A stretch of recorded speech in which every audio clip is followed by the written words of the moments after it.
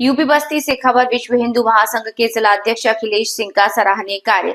कुछ अराजक तत्वों द्वारा धर्मांतरण कराने के मामले को लेकर पुरानी बस्ती थाना अंतर्गत अपने संगठनों द्वारा किया गया बड़ा खुलासा। पुरानी बस्ती थाना अंतर्गत अपने संगठनों द्वारा किया था ये बड़ा खुलासा। इस मामले को लेकर विश्व हिंदू महासंघ उत्तर प्रदेश के महामंत्री दिग्विजय सिंह राणा ने अपने जेब में कुछ धन देकर अखिलेश सिंह का हौसला अफजाई की और कहा कि जिले में जिस तरह ईमानदारी और निष्ठा के साथ अखिलेश सिंह हिंदू की रक्षा कर रहे हैं और हिंदुत्व को खतरे में डालने वाले को सजा दिला रहे हैं, वो लगातार कई मामलों में खुलासा कर चुके हैं। संगठन में आज अखिलेश सिंह सबसे ज्यादा एक्टिव दिख रहे हैं। इसके लिए मैं इनको ढेर सारी शुभकामनाएं देता हूँ। नमस्कार, मैं अभिषेक गौतम, आप देख रहे हैं वंदे भारत। इस समय हम बस्ती में मौजूद हैं। यहाँ पे हमारे साथ जो है विश्व हिंदू महासंघ के जिलाध्यक्ष अखिलेश सिंह जी हैं। अभी जो है आप लोगों के द्वारा जो है बेहतर कार्य के लिए जो है पुरस्कार भी दिया गया है। और पुरस्कार किस लिए दिया गया है, और एक बड़ा मामला था जो धर्मांतरण हो रहा था बस्ती ज़िले में, उस पर जो है आपने बड़ी कार्रवाई जो है करवाई है। 4 लोगों की गिरफ्तारी हुई है उस मामले में। बड़ा मामला था और बड़ी कार्रवाई हुई है। क्या कुछ कहना है संबंध में? पहले तो मैं बहुत बहुत आभार व्यक्त करूंगा। आप हमारे बहुत प्रिय भाई हैं जी, और आपके चैनल के जितने दर्शक हैं सबको आभार।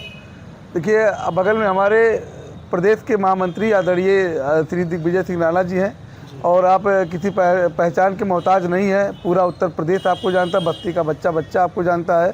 और मैं आपके चैनल के माध्यम से मुझे कहते हुए गर्व की अनुभूति हो रही है कि पूज्य महाराज जी के बाद अगर कोई वास्तविक रूप से हिंदूवादी व्यक्ति है तो हमारे परम आदरणीय प्रदेश महामंत्री आदरणीय दिग्विजय सिंह राणा भैया हैं। और आज उन्होंने जो हम लोगों ने धर्म परिवर्तन का पर्दाफाश पुरानी बस्ती थाना क्षेत्र के रानी पोखरा मोहल्ले में कराया था, उसके निमित्त आज मुझे आपने पुरस्कृत किया है। और पुरस्कार होता है, मैं बहुत खुश हूँ। और में लगातार कुछ लोगों के द्वारा विरोध भी किया जा रहा है, और कई लोग मामले में विरोध करते हैं कि बताते हैं कि अखिलेश सिंह बेबुनियाद जो है काम करते हैं, या कुछ लोग हैं जो अराजक हैं, कुछ लोग हैं, उन लोग को क्या कुछ हिदायत देंगे? देखिए, बहुत पहले से खीसा और कहानी में लंका में विभीषण, जयचंद, तो जयचंद हमेशा समाज में रहे हैं और ये रहेंगे। और हिंदुत्व के सबसे बड़े दुश्मन और किसी भी जगह जहाँ जयचंद हैं वो रहेंगे आपके, और आपको वही मिटाने का प्रयास करेंगे। तो जयचंद रहेंगे, जयचंद का जो काम वो करते रहेंगे। और सबसे पहले जयचंद मारे भी जाते हैं। ऐसा नहीं है कि कश्मीर और पाकिस्तान में जयचंद नहीं रहे होंगे, लेकिन कोई जयचंद बचा है वहाँ पे।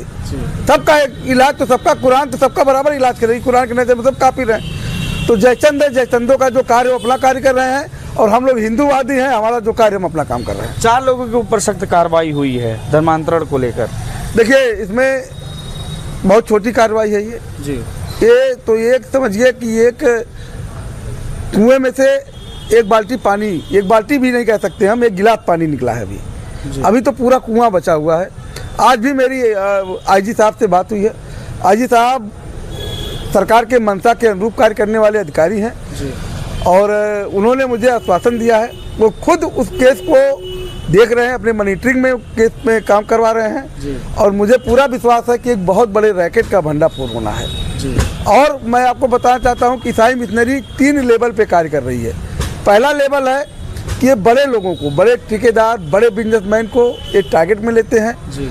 और उनको सारा सब कुछ मुहैया कराते हैं। जो लोग जा कर के विदेशों में जो चीज़ें शारीरिक और जो चीज़ें होती हैं वो सब चीज़ें मुहैया कराते हैं। चीज़ ये भी देखा जाता है कि हिंदुत्व के लिए आप काम कर रहे हैं ज़िले में, और हिंदू के कुछ नेता जो हिंदू हैं, वो कुछ ज़िले में कुछ नेता हैं, उनको जो है नहीं जो है भाता है। देखिए, वो वही नेता हैं कि जब हिंदू बहन बेटियों का बलात्कार होता है तो चुप रहते हैं जी। वो वही नेता है जब एक हिंदू भाई अपने बहन के साथ मुस्लिम के द्वारा छेड़खानी होने पर उसके घर शिकायत करने जाता है, उसकी हाथ बकरा काटने वाले खंजर से काट दी जाती है और वो चुप रहते हैं। वो वही है कि एक दलित बेटी का 3 घंटे तक गैंगरेप होता है, उसकी माँ पल्ला पीटते रहती है, मुसलमानों के द्वारा गैंगरेप होता है। और वही नेता है जो कभी उनके कान पे जू तक नहीं रेंगता है। और वो वही नेता है कि एक मुसलमान का पुलिस ने इनकाउंटर किया एक 9 साल की छोटी सी बच्ची के साथ। अगर वहाँ पे लोग ना पहुँचे होते तो पता नहीं क्या करता उसके साथ। मंदबुद्धि बताया जा रहा था उसको। नहीं, मंदबुद्धि है, बकरी चला रहा है, लाखों रुपए का बिजनेस कर रहा है, मंदबुद्धि नहीं है वो। इतनी लड़की का हाथ पकड़ रहा है, मंदबुद्धि है वो। ऐसे पे कार्रवाई अगर पुलिस कर रही है, पुलिस कार्रवाई क्यों करती है? इसीलिए करती है कि एक सख्त संदेश समाज में जाए और जो ऐसे अपराधी प्रवृत्ति के लोग हैं उसमें सुधार हो। उसके लिए वो सीना पीटना शुरू कर देते हैं और जहाँ हिंदू बहन बेटियों के साथ बलात्कार होता है, हिंदुओं का घर फूका जाता है, गाय काटी जाती है, वहाँ पे चुप रहते हैं। उनको तो हमें हिंदू कहने में भी शर्म लगती है और ऐसे लोगों का DNA टेस्ट होना चाहिए। हमारे बीच में दिग्विजय राणा जी हैं, उनसे कुछ जानने की कोशिश करते हैं कि हिंदू संगठन सर बस्ती ज़िले में काफ़ी जो है चर्चे में है इस समय और कई मामलों में जो है खुलासे भी किए हैं और कई मामलों में जो है गरीबों को या कोई असहाय या कोई पीड़ित है उसको न्याय दिलाने का भी काम किया है। तो क्या कुछ आप अखिलेश जी को क्या कुछ कहेंगे? देखिए, अखिलेश जी पूरे उत्तर प्रदेश में हम लोग काम करते हैं, प्रदेश महामंत्री हैं जी।